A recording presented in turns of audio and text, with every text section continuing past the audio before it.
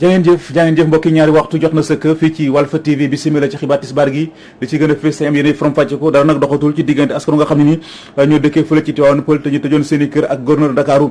dogal daal bi mu jël daal di jox lu ci tollu ñaar fukki hectare seen soxna soo xam dafa yëngatu ci wàllu immobilier moom la ñu xamul fan la ko teg ab taxawaay ñaxtu moom la ñu amal fii ci buntu makaana groupe Walfadjri di sàkku ci njiital réew Macky Sall ngir mu wax ci injustice bu ni mel ci biir xibaar yi da ngeen ci dégg leer yi nga xam ne ni moom lañ ci indi militant ak responsable socialiste ya nekkee fële ci diwaanu Louga xotti nañu traite candidature Serigne Mbaye Thiam ci bopp parti bii di parti socialiste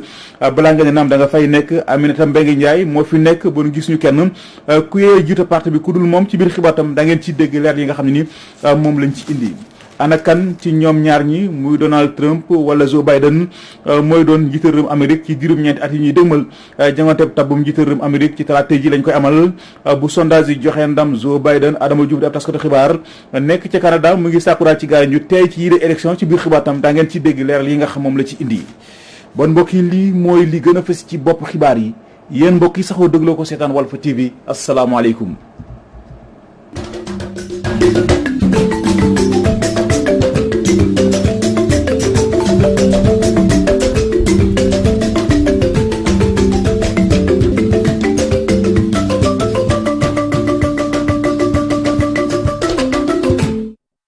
bismillah ci xibaar yi dara nag doxatul ci diggante askan nga xam ne dëkkee fële ci Tivaouane Peulh te ñu toj seen i kër ak ki nga xam ni moom moo di gouverneur Ndakaaru dañoo xëy rek dégg na jël na dogal daal di jël lu ci tolloog ñaar fukki hectare daal di koy baax ab soxna seen soxna soo xam ne ni dafa yëngu daal ci wàllu immobilier loolu nag dafa doon loo xam ne ni xamuñu fan la ko teg ab taxawaay ñaxtu moom la ñu amal ci suba tey jëlee fii ci buntu makkaanu groupe Walfadjri yi di sàkku ci njiital réew Macky Sall mu wax ci injustice bu ni mel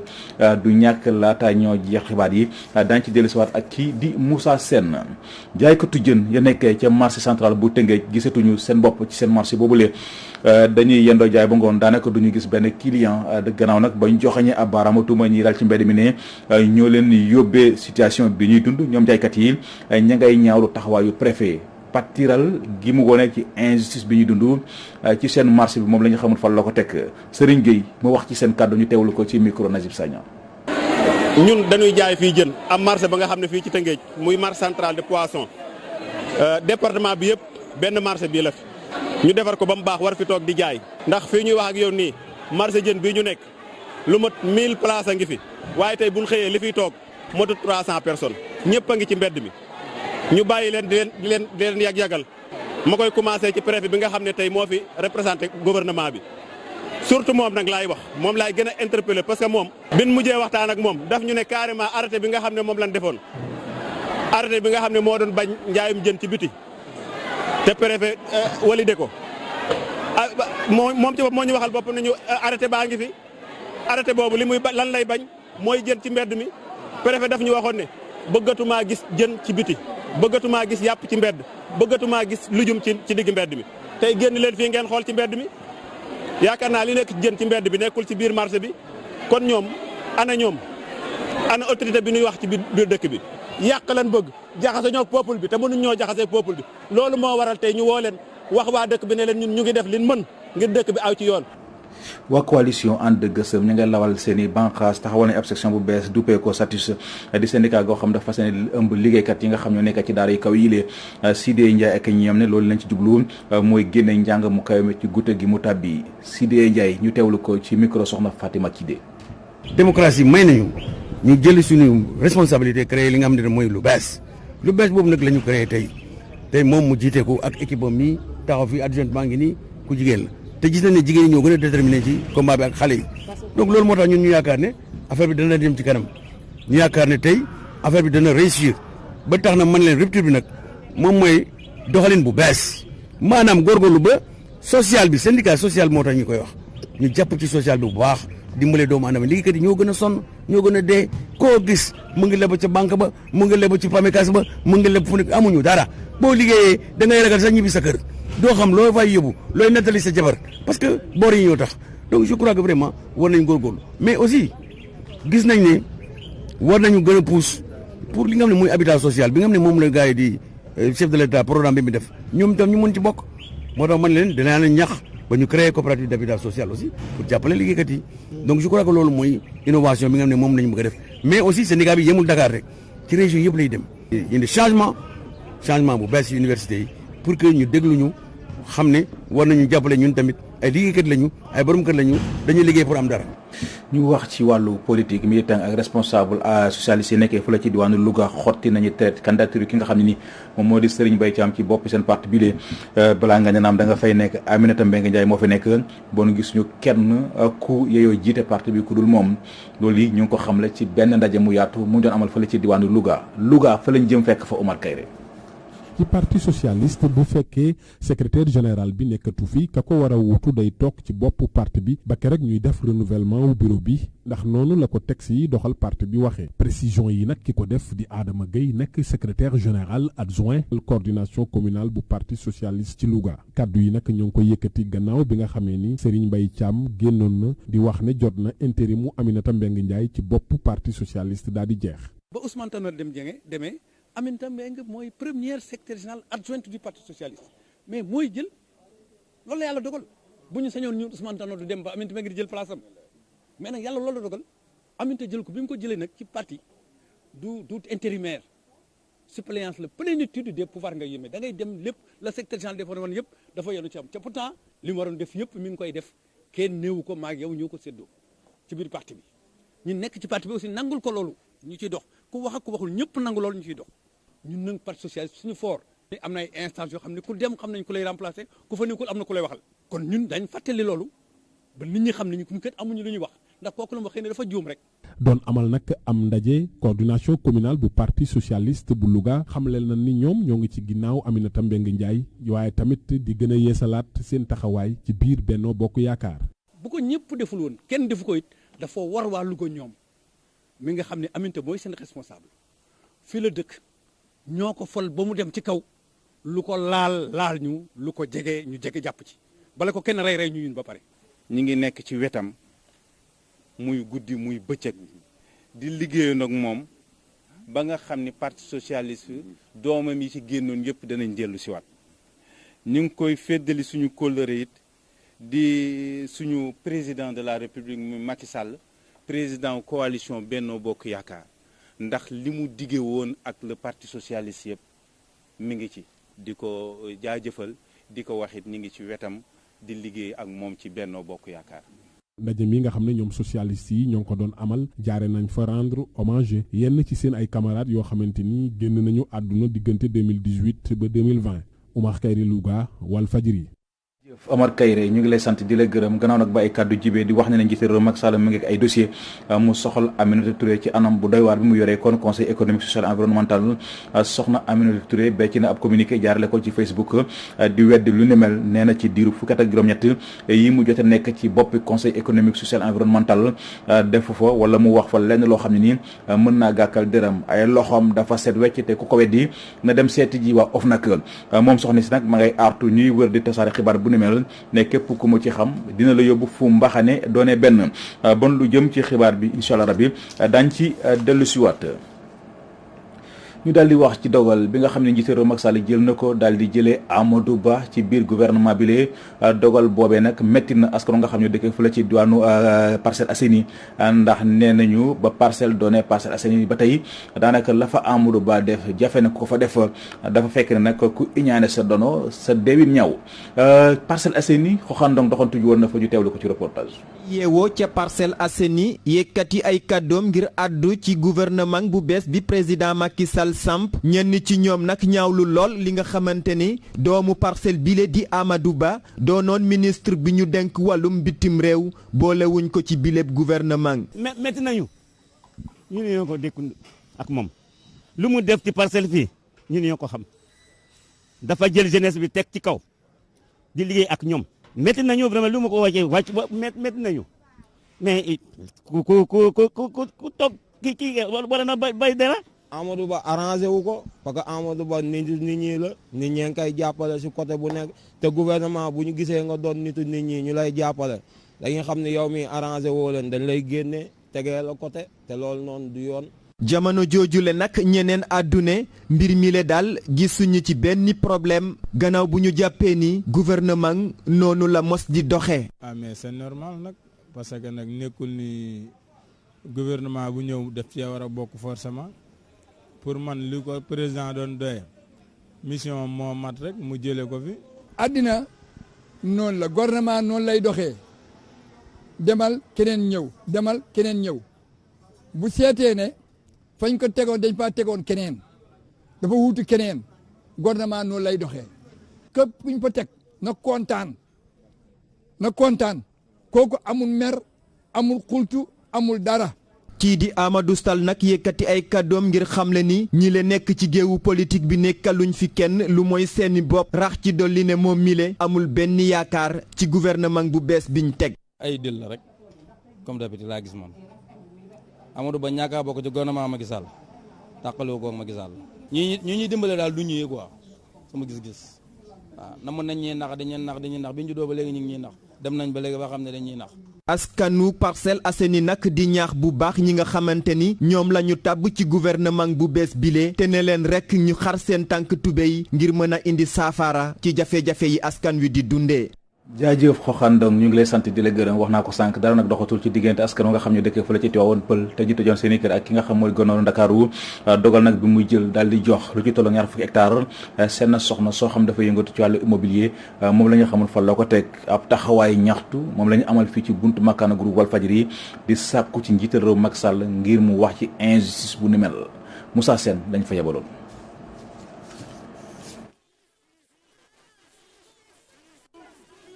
yuuxu yi rek kay wane coono gi nga xamante ni collectif yu démolition yu fare ci Tivaouane Peulh la nekkee. bi dafa dooleeku parce que dañu amoon naxar ñu demandé benn manifestation ñu annulé ko ba tax na ñu bind suñu ay lettres indil ko président de la République pour xamal ko ne ko ñun am nañu naxar parce que naxar bi li ko waral mooy président daf ñu joxoon 20 hectares. alors 20 hectares yooyu la ñu defar ko ba mu normal mais ñu dellu siwaat ne 20 hectares yi jël nañ ko ci suñu loxo te président bi mu ñu koy jox dafa ànd ak këyit léegi ñun gëmuñu ne président yëg na loolu. am mbetteel lool ci ñi ñu nangu seen 20 hectares ñu dem ci palais de la république ngir jébbal président ab lettre wande ni ñu leen teertu neexul leen. li ñu am léegi mooy ñu bind suñuy lettre yóbbal ko président de la république. alors lettre yi bi ñu ko indee it am nañu beneen naxar parce que bi ñu ko indee ay poubelle lañ ñu tegal ne ngeen yóbbu fa seen lettre. yi leen njaboot yi ñu nangu seen kër amuñu lu ñu def li dil du wax ak président Macky Sall mu àddu ci seen mbir mi lee. 1796 victimes yaakaar naa ne président du seetaan ñu leen di sacrifier pour benn nit. li ñu bëgg président def mooy mu jox bàyyee ñu 20 hectares yi wutal ñu leneen loo xam ne lii dina tax kenn ku nekk am kër mooy président recevoir ñu parce que dañu xuloo ak Cyprès. moom mu ngi déglu ci presse mais ñun dégluwuñu te defe naa ni ñaari nit bu ñu xuloo balaa ngay atte da nga war a déglu ñaari yëpp. bés bu nekk ci Sénégal nga dégg coowal suuf ci naaw Wakam Ndengeleer Kër Massar Tivaouane Peulh nag moo nekk di jël wàllam ci jamono yi ñu toll wande des nañu def ndànk fu muy mujj coow lii nga xamante ni kenn xamul fu mu yem. ana kan ci ñoom ñaar ñi muy Donald Trump ak Joe Biden moo war a jiite mooy doon ko njiite réewum Amérique ci diirub ñeenti at yi nga xam ne ni moom la ñuy dëgmal ci jamonoy tab boobu njiite réewum Amérique ci talaata ji lañ koy amal bu sondage yi joxe ndam Joe Biden Adama Diouf def taskatu xibaar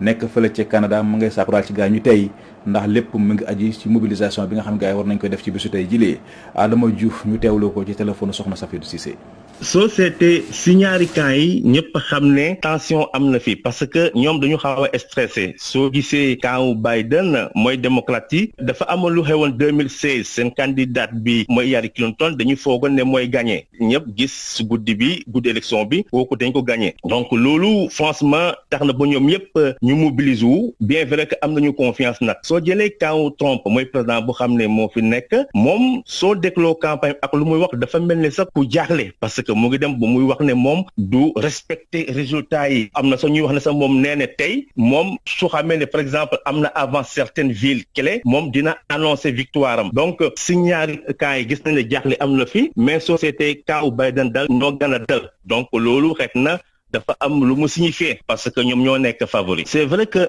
sondage yépp moom nañu jox favori donc loolu am na solo bon mais ça ne veut pas dire que moom mooy gagner parce que soo gisee États-Unis élection bi dafa doy waar c'est vrai que dafa am lu ñuy wax vote populaire loolu waxuma ko ci français sànq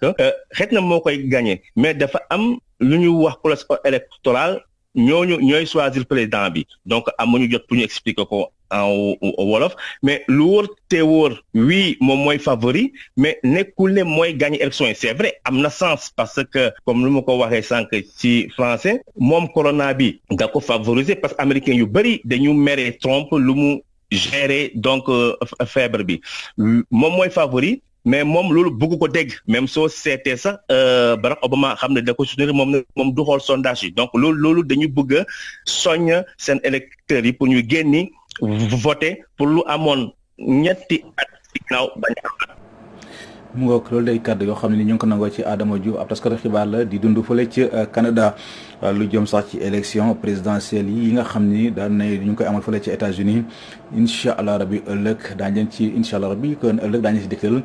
ab édition spéciale ak kii di Pierre-Édouard Faye bon mbokk yi ci foofule ci la ñuy tàbbise yéen ci xibaaru bitim réew yi dañ ci ànd ak soxna Aïssa Diakhaté.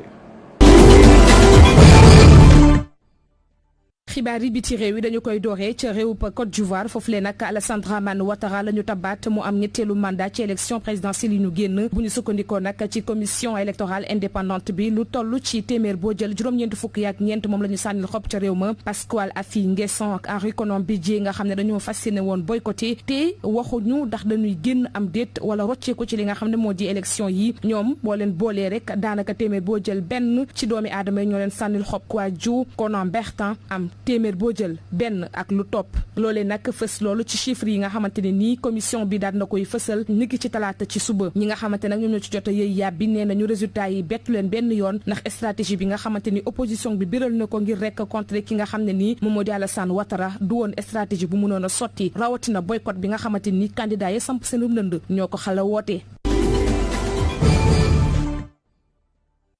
ab congu am ci frontière bu dox ci diggante Mali ak Burkina Faso lu toll ci juróom fukki ci ay terroriste daal di fa ñàkk seenu bakken opération boobule nag force Barkhane bi moom ko daal di amle ni nag teg nañu loxo ay moto ak ay armes ba ci ay matériel jumtukaay yoo xam ne defkaayu ñaawteef la bu ñu sukkandikoo nag ci France 24 ñu ngi xamle ne ki def ñaawteef yooyu la te mu fës loolu nekk ab burkinabé di Malam Dicko bokkees ci groupe Ansarul ci Al-Qaïda daanaka congu yu bëri yay am ca boor yooyu la dañuy ñoom ñoo koy def États-Unis sax boole woon na ko ci liste ña nga xamante ni ñoom ñoo dàkk defi ak ti ñaawteef niki at yi 2018 ci opération bi nga xam ne nag bëral nañu ko autorité malienne yi nga xam ne ñoo tënk transition bi daal nañoo wax ne dinañu gën a sóob seen loxo ci xeexum terrorisme ci diwaanu Mali. présidentielle bu réew États-Unis Donald Trump ak Joe Biden tey la ñi nga xam te ni ñoo di américain di amal seenub tànneef jëmale ko ci ñoom vote gi nag ni ci talaata gii la yem ak ñetti fan ci weerub novembre ñaar gi nga xam ne ay kilifa lañu te ñu ràññeeku lool ci wàllu politique ku ci mel ni Joe Biden ak Donald Trump mi nekkoon njiitu réew bu Amérique ñu ngi taxaw temb nag ngir rek samp seenub nënd li ci mën a jàpp mooy campagne électorale bu tàng jër la ñu amle loolee sax daanaka moo métti loon loolu seeni jongante kenn ki di Donald Trump nekk ab héritier bu New York doon tamit koo xam ne xam-xamam màcc na jëm ci wàllu immobilier nekkoon ci ab télé-réalité ba noppi soobu ci langu politique bi message bi xam ne gënoon na fës bokk na ci Amérique balaa dara xew loolee sax tax mu siiw loolu tey jilee moom Donald Trump ay bu fekkente ne nekk na ñeenti atu yàlla ci Maison Blanche bi teewu ko nag ba tey di soññ boppam ngir xool ndax dina jëlaat raw gàddu gi am déet keneen ka ca topp nag dina tàngoom di Joe Biden moom mag la naam wante xam na loolu langum politique gi ndax fanweeri at ak juróom-benn ci dundam nekk na ko sénateur juróom-ñetti at mu nekk ko vice-président moom sax moo bëgg dagaan baatu askan wi ngir xool nan lay béggandee réew États-Unis ci jamono joo xam ne ñu ngi waxtaanee mbas mi di Covid-19. ñu jeexalee ko ca Bangladesh ak Indonésie foofulee nag manifestation yi mu ngi fay wëy ba tey jamono ji ñi nga xam ne ñoo di jullit yi giifa guñu ci kàddu yi Emmanuel Macron ya yëkkati ne danañu wëyal di amal caricature yi ngir rek fësal liberté d'expression loolee nag métti lool jullit ya fa fare ba tax ñuy amal ñaxtu saa su nekk niki ci démb ci ngoon lu toll ci juróom fukki junni doomu aadama wàcc nañu amal doxub ñaxtu ca capitale bu Dakar mobilisation boobule nag ay parti islamiste ñoom ñoo ko daal di sumb ngir rek xeex kile di Emmanuel Macron di njiitu réew bu France teg ci di àdduna nañu boycotté bépp produit buy jógee ca France yemu ca beneen manifestation ca Indonésie foofule ay junni jullit génn nañu daal di dem ba ca diwaanu Jakarta laq fa ay photo Emmanuel Macron ngir fësal seenu mer nit ci samedi gi nag ñu fàttali ne Emmanuel Macron mu ngi doon yëkkati ay kàddoom ngir leeral ci ay kàddoom gannaaw interview bi ñu ko jagleel ci chaîne bi lee di Al Jazeera. jërëjëf soxna Aïcha Diakhaté ñu ngi lay sant di la gërëm li ci yéenekaay Abdoulaye Bopp lañ si àndal.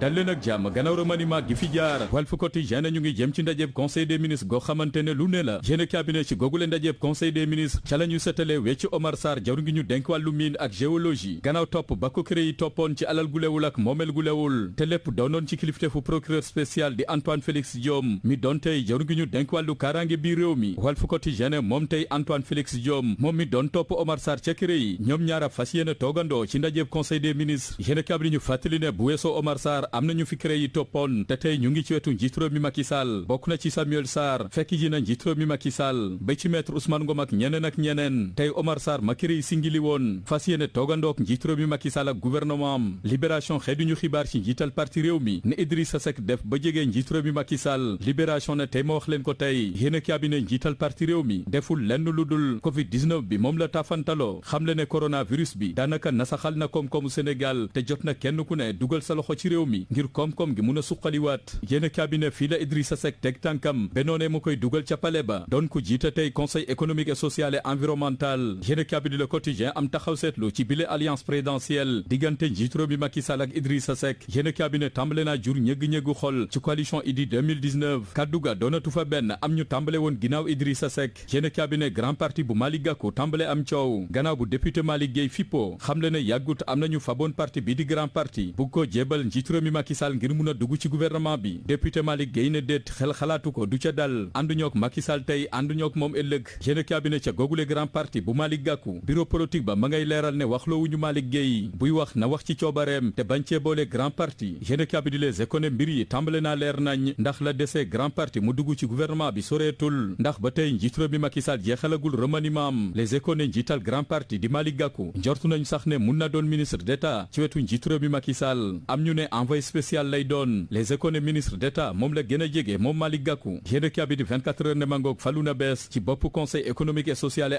environnemental moom Idrissa Seck ak coalition ba ko daroon ci élection présidentielle 2019 gi ñu weesu yéene cabinet googule coalition Idy 2019 bu doonoon gaal ñu ne sol na ndox ci jamono ji ndax ci dig la jëm am ñu tàmbale tàqalikook Idrissa Seck ci googule coalition am ñu jàpp ne la Idrissa Seck wax ba mun a fekk njiitu réew mi Macky Sall doyu leen yéene cabinet L'Observateur ne lu bari moo dox ci diggante njiitu réew mi Macky Sall bokk na ci négociation déggoo ga tax tey ñu jàppante loxo dool du bett ñu bëri rawatina ay jegeñaale Idrissa Seck ci coalition Idy 2019 professeur Amsatou Sow Sidibé am ci jaaxle lool ak yaakaar bu tas daanaka ñëpp ci maasendoo am yaakaar bu tas ci Idrissa Seck mi dem fekki njiitu réew mi Macky Sall Amsatou Sow Sidibé ne bile doxalin rafetul ci géopolitique bi maanaam lu ëpp tuuru war nañ ko fee dakkal balaa ñuy dekkal woy politique yi feneen Pape Diop njiital bokk gis-gis ne yëgul li xew Idrissa Seck yëgalu ko benn yoon demam ga Hélène Tine ne ci rajo yeeg télé yi la xamee ne Idrissa Seck fekki na njiitu réew mi Macky Sall yéene kaabi di las ne moom njiitu réew mi Macky Sall ma ngay tabaxaat PDS waaye boolewu ci Abdoulaye Wade moom Macky Sall ma ngay tàllal loxo ay nitam yowoon ca PDS bokk na ci Omar Sarr fekki ji na ko maître Ousmane Ngom fekki ji ko ba ci Modou Diagne Fada ak Idrissa Seck ak ñeneen Le Soleil ne bile gouvernement njiitu réew mi Macky Sall ak ay nitam cëru nañ ci taamu ku duy njëkk ya Le Soleil ne majorité bi daal dina cëral boppam sëdd na boppam ci bile gouvernement daanaka majorité gu am doole la ñu gis mu ngi ci taay XXL yéene kaabi di sursaane bu matul taay XXL moom Mansour Faye jege na ko ndax lu ko dalee atum 2012 ba tey moom Mansour Faye poste bu mu mosa yor mbaxus la maanaam fépp fu ko njiitu réew mi Macky Sall mosa fal xaalis a nga fa yéene kaabi di l'exclusif ne bari na ñu newatul ci wetu njiitu réew mi Macky Sall ci bile gouvernement yéene kaabi ne tey ma wax leen lu tax njiitu réew mi Macky Sall tàqalikook ñoom doore ko ci Makhtar Cissé Michoal Akile tax ñu jële ko ci gouvernement bi bu dee Mouhamed Boun Abdallah Dionne ak Jean-Maxime Simon Ndiaye seen fantasiro ca pale ba ak ñàkkum base politique tax ñu jële leen ci gouvernement bi bu dee Aminata Touré ak Amadou Ba seen bëgg a wutu njiit réew mi Macky Sall ca Palais ba tax ñu jëlee leen ci gouvernement bi Omar Youm moom kenn mënul jote ci moom sori lool base politique am ay nitam mënatuñ koo gis ay projet yu bari yamu sumboon tagatembe tax ñu jëlee ko ci gouvernement bi bu dee Abdou Karim Fofana coowal suuf tax ñu jëlee ko ci gouvernement bi ba ci Ndeye Tické ma ca Thiès ñàkk base politique ak ay communiqué yu conseil des ministres yu duloon jaar ci yoon tax ñu jëlee ko ci gouvernement bi yéene kabi di enquête ne ñi njiitu réew mi Macky Sall beesalaate mbir yi sampaat gouvernement bu bees moom njiitu réew mi ma nga ci ay tànk Abdoulaye Wade ndax ci fàttali ca nguruk soppi gawoon laata maître Abdoulaye Wade di jeexal ñaareelu mandaam jotoon na soppi gouvernement bi ña ko daroon démb mu tàqalikook ñoom indi ñu bees enquête ne ci googule doxalin njiitu réew mi Macky Sall feelu na ko ca Sud Quotidien daal dina battrawaat carte yi am ay nitam yu bees daal di dooleel ñëwoon ca wetu Abdoulaye Wade Maurice Soudieck Dione di docteur en sciences politiques am ci taxaw seetlu ay kàddoom ci Sud Quotidien Maurice Soudieck Dione ne ci jamono ji njiitu réew mi Macky Sall ma ngay wut ay pexe ma ngay def ay jéego ngir xàlli yoon ba ko mun a yóbbu ci troisième mandat ma ñuy lam-laame ci jamono ji Moustapha Diakhaté ay kàddoom ci 24 heures joxe ci gis-gisam ne ci googule troisième mandat ca la njiitu réew mi Macky Sall nekk waaye na xam ne askanu Sénégal nelawuñu leneen ci ay kàddoom moom Moustapha Diakhaté fàttali ne njiitu réew mi Macky Sall mile day toroxal ay nitu démbam jalgatina institution yi waaye lu wér te wóor mooy sénégalais yi pare nañ ci njiitu réew mi Macky Sall Moustapha Diakhaté wax mbas maa ngi fi mbënn maa ngi fi mbëkk maa ngi fi askan wi am yaakaar bu tas si nguur gi ana na mu gisee Idrissa Seck njiital parti réew mi ma dem fekki njiitu réew mi Macky Sall Moustapha Diakhaté yekk lu mel ni xeme Idrissa Seck xamal askan wi ne Idrissa Seck mile boppam dong moo ko ñor njariñul boppam dong moo ko yitteel waaye lii di soxlay askan wi yitteelul benn yoon Idrissa Seck Moustapha Diakhaté wax yéen kaabi di Vox Populi xëy wax ci Antoine Félix Abdoulaye Diome ma ñu fal bees jaru ngi ñu denk wàllu kaaraange bi réew mi waaye neexul benn yoon ñi farak Khalifa Sall bu ñu sukkandikoo ci Moussa Taye mi xam le ne Antoine Félix Diome mile bépp doxalin gu awul ci yoon ne bépp liggéey bu jaarul ci yoon bu Macky Sall deflu du ko jaaree fenn fudul ci Antoine Félix Diome ne gis nañ fi dossier CREI mi sànk Karim Wade gis nañ fi itamit dossier Khalifa Ababacar Sall ci mbirum caisse d'avance bu mairie bu Ndakaaru la leen suruxal tey la leen sànk tey du kenn ku dul Antoine Félix Diome yéene kabi di l'évidence ne gouvernement gu ñu samp bees coalition Macky 2012 ànd nañ ci ña ngay jaajëfal njiitu réew mi Macky Sall keneen ku ci joxe xalaatam di Omar Sow doon conseiller à la présidence Omar Sow ne ni njiitu réew mi Macky Sall doxalee lu jaadu la ndax bile gouvernement askan wi am nañ ci yaakaar ngir mu gën a suqaliwaat réew mi maanaam yóbbu ko ci émergence ci fànn yu bari muy ci mbéy mi muy ci wàllu koom ba ci wàllu paj meek njàngale mi ak